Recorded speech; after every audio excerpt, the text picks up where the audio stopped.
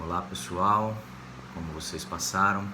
Retomando então os nossos estudos de processo civil, vamos agora falar de uma outra questão relacionada aí ao primeiro despacho, à primeira manifestação.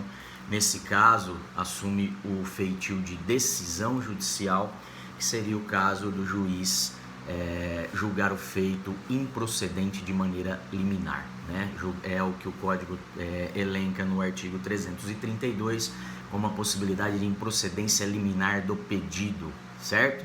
Então, falamos a respeito da questão, vínhamos falando a respeito da questão da primeira manifestação do juiz, né?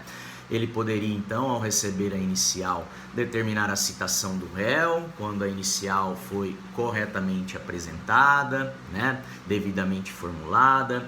Comentamos também que é possível o juiz, ao receber a inicial na primeira conclusão, determinar o saneamento dessa petição inicial, né, ou seja, a correção de algum vício porventura existente, né? Então ele determina a correção num prazo de 15 dias, como nós já tivemos oportunidade de falar, está lá no 321 do CPC, e a possibilidade de indeferimento da petição inicial, que como nós falamos nos nossos últimos vídeos, o juiz não deve indeferir a petição inicial de plano, né? Ele dará oportunidade para que o autor se manifeste, sendo o vício sanável, para que o autor então corrija o vício, e só não havendo a correção, o saneamento levaria a um indeferimento da petição inicial.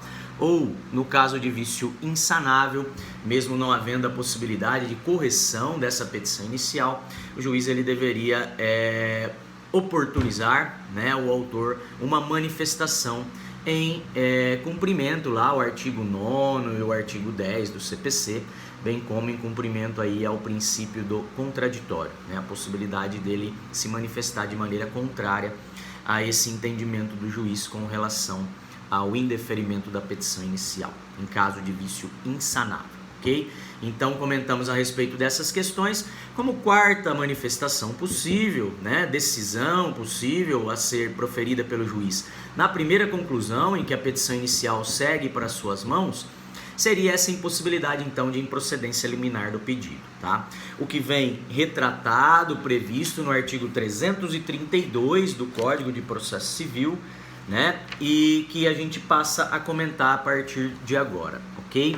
O 332, ele autoriza então um julgamento independentemente da citação do réu, ou seja, antes do réu ainda ser citado, o juiz julgar o pedido do autor exposto na petição inicial improcedente. Tá? Então julgar de maneira contrária, rejeitar o pedido do autor de forma liminar, né? Antes mesmo da citação da parte ré. Tá?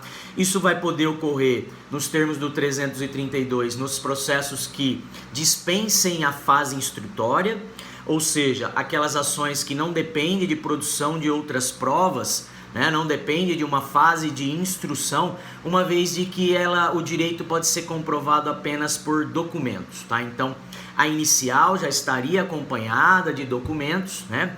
A causa já lhe permitiria ao juiz um julgamento aí sem a necessidade da abertura, um julgamento antecipado sem a necessidade da abertura de uma fase voltada à produção de provas, tá? Então, não depende de prova pericial, feitos que não dependem de prova testemunhal, tá? E nesse caso, então, o juiz teria autorização para julgar desde logo mérito nestas hipóteses taxativas previstas no 332, que a gente vai comentar a partir de agora, tá? Então, quando falamos de improcedência liminar do pedido, essa expressão procedência ou improcedência da ação do pedido, o juiz está adentrando ao mérito.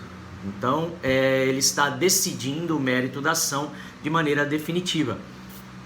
Ou melhor, decidindo a ação de maneira definitiva, ok?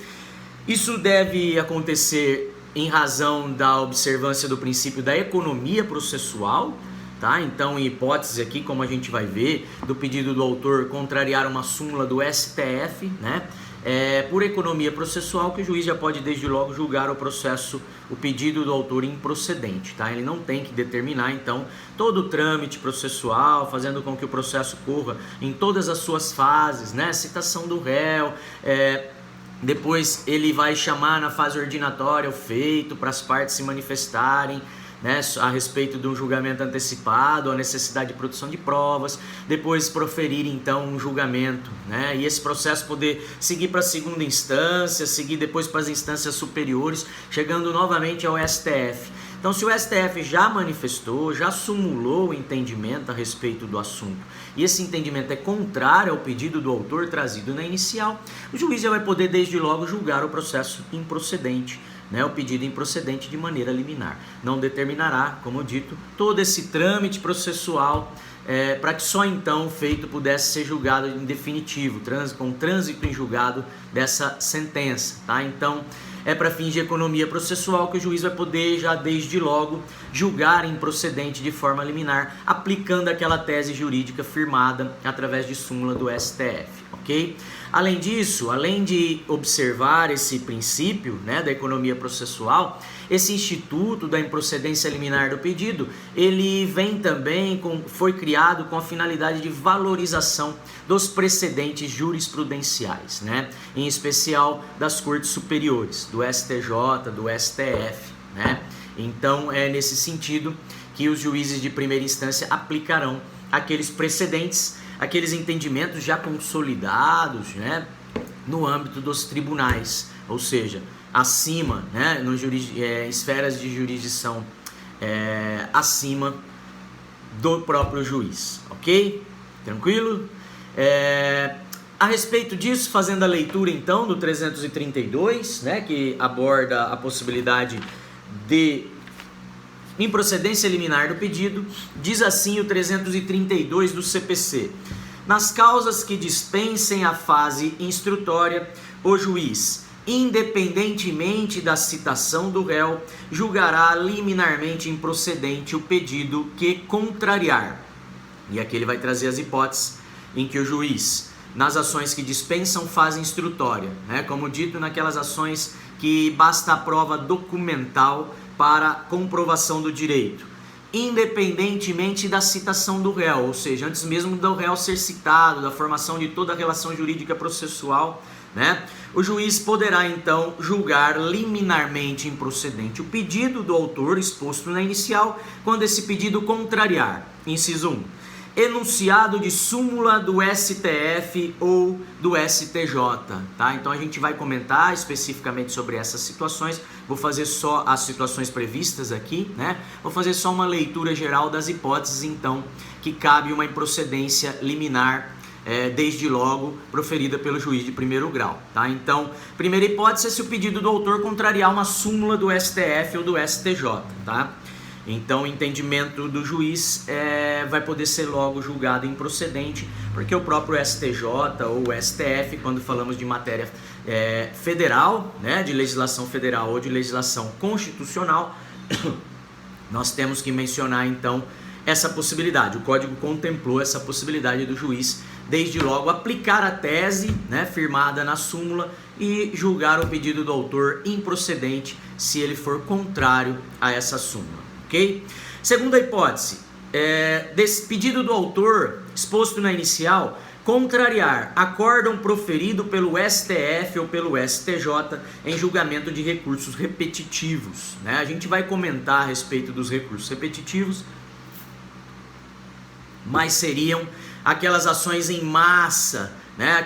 Aqueles processos que se repetem em massa aos montes e que chegam recursos especiais ou recursos extraordinários ao STJ ou STF, tratando de uma mesma questão, tá? Então, a possibilidade de afetação dos processos nas instâncias inferiores para a aplicação de um mesmo julgamento proferido nesses acórdãos do STF ou do STJ, tá? Então, havendo um acórdão desse para aplicação nos processos em curso, né, já afetados pela decisão superior, ou pelos processos futuros, como seria no caso aqui o autor ingressando depois com uma petição inicial, com um pedido, em que já existe uma tese formada, né, num acórdão desse proferido em recursos repetitivos, o juiz já poderia então desde logo julgar o pedido do autor improcedente, tá? Então a segunda hipótese contemplada.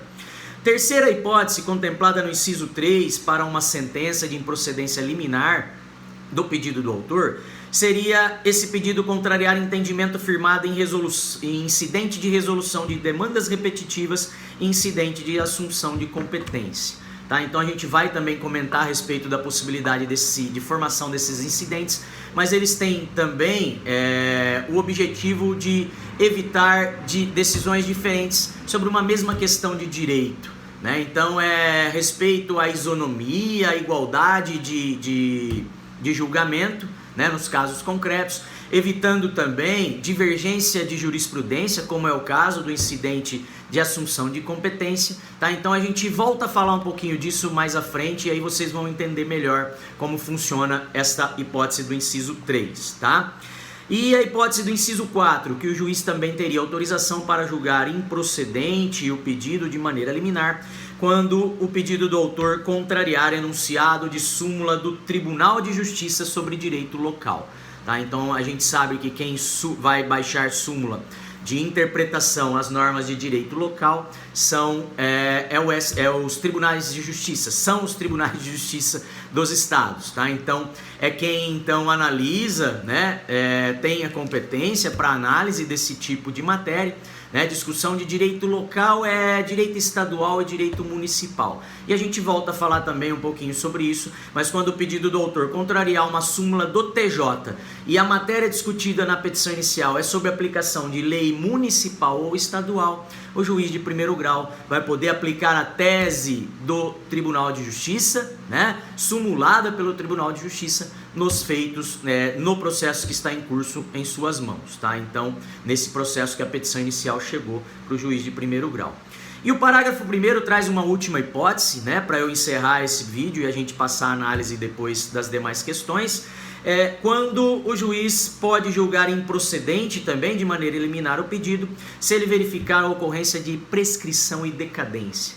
É uma outra hipótese que ele vai poder, desde logo, dispensar, né, por economia processual, o trâmite do processo. Em fases posteriores já poderia julgar o pedido desde logo improcedente de maneira liminar, lembrando que prescrição e decadência é matéria de mérito, então ele estaria julgando improcedente o pedido em razão da ocorrência de prescrição e decadência, ok?